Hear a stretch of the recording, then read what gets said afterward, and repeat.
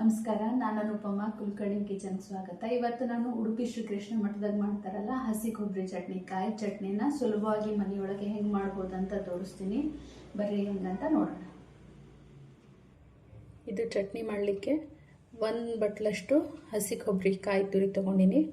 ಆಮೇಲೆ ಕಡಲೆಬೇಳೆ ಇದು 2 ರಿಂದ 3 ಟೇಬಲ್ ಸ್ಪೂನು.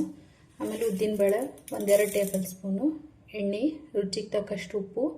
ಆಮೇಲೆ ಇದು ಮೆಣಸಿಕಾಯನ್ನ ನಾನು 1-2 ಹುರ್ಕೊಂಡಿನಿ. ಇದು ಒಂದು 8 ರಿಂದ 10 ಮೆಣಸಿಕಾಯಿ ಅದ. ಒಂದು ಸ್ವಲ್ಪ ಹುಣಸೆ ಹಣ್ಣು, ಇಂಗು, ಇಷ್ಟು ಬೇಕಾಗ್ತದೆ. ಬರ್ರಿ ಇದು ಹೆಂಗೆ ಮಾಡೋದಂತ ನೋಡೋಣ.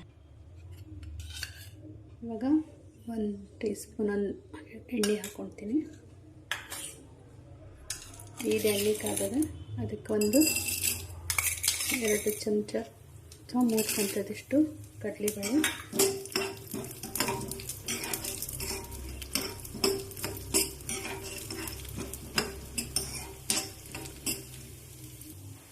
ಇದು ಸ್ವಲ್ಪ ಕಲರ್ ಚೇಂಜ್ ಆಗಿದೆ.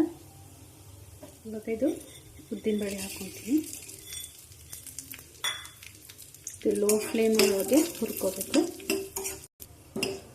ಇವಾಗ ಇದು ಆಗಿದೆ, ಗ್ಯಾಸ್ ಆಫ್ ಮಾಡ್ತೀನಿ. ಇದಕ್ಕೆ ನಾನು ಪ್ಲೇಟಿಗೆ ತಗೊಳ್ತೀನಿ.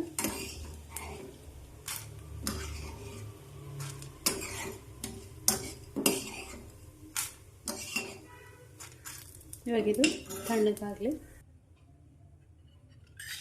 ಇವಾಗ ಒಂದು ಸ್ವಲ್ಪ ಎಣ್ಣೆ ಹಾಕ್ಕೊಳ್ತೀನಿ. ಇದು ಕೊಬ್ಬರಿ,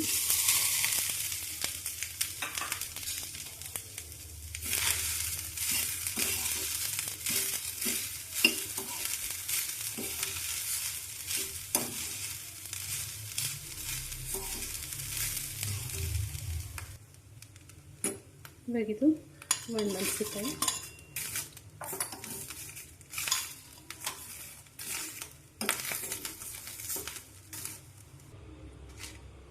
ಇದು ಆಗಿದೆ. ಈಗ ಇದು ತಣ್ಣಗಾಗಲಿ ಸ್ವಲ್ಪ ಹೊತ್ತು, ಆಮೇಲೆ ಇದನ್ನು ಗ್ರೈಂಡ್ ಮಾಡ್ಕೋಣ.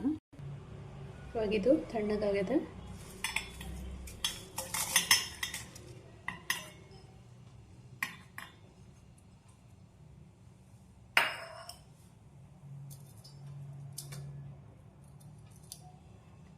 ಹುಣಸೆ ಹಣ್ಣು, ಉಪ್ಪು, ಸ್ವಲ್ಪ ಇಂಗು. ಇದನ್ನು ಫಸ್ಟು ಹಾಗೆ ಒಂದ್ಸಲ ಗ್ರೈಂಡ್ ಮಾಡ್ಕೊತೀನಿ. ಇದು ಇಷ್ಟು ಗ್ರೈಂಡ್ ಮಾಡೀನಿ. ಇದು ಕಡಲೆಬೇಳೆ, ಉದ್ದಿನಬೇಳೆ,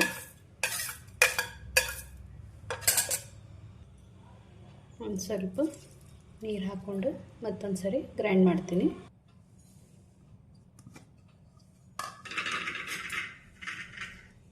ಇವಾಗಿದು ಆಗಿದೆ. ಇದು ಭಾಳ ಪೇಸ್ಟ್ ಥರ ಏನು ಮಾಡೋದೇನು ಬೇಕಿಲ್ಲ, ಇಷ್ಟಾದ್ರೂ ಸಾಕು. ಇದನ್ನೊಂದು ಬೌಲಿಗೆ ತೆಗೆದು ಇದಕ್ಕೊಂದು ಒಗ್ಗರಣೆ ಮಾಡೋಣ ಅಂತ.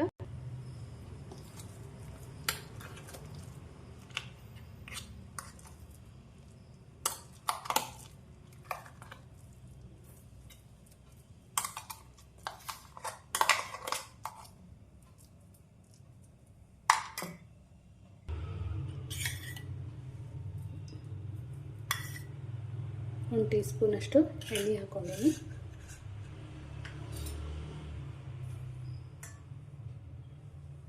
ಅದಕ್ಕೆ ಸಾಸಿವೆ,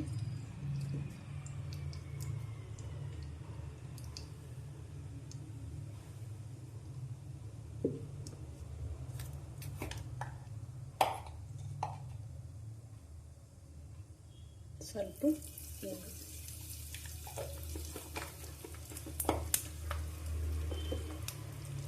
ಈ ಚಟ್ನಿ ಬಿಸಿ ಅನ್ನಕ್ಕದು ಬಹಳನೇ ಚಲೋ ಇರ್ತದೆ.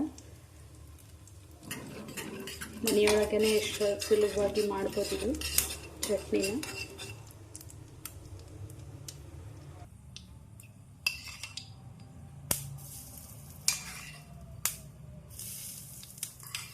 ಎಲ್ಲರೂ ಇದನ್ನು ಒಂದ್ಸರಿ ಟ್ರೈ ಮಾಡಿರಿ, ಹೆಂಗಾಗಿದೆ ಅಂತ ಕಮೆಂಟ್ ಒಳಗೆ ತಿಳಿಸಿ. ಮತ್ತೊಂದು ವಿಡಿಯೋ ಜೊತೆಗೆ ಮತ್ತೆ ಬರ್ತೀನಿ. ನಮಸ್ಕಾರ.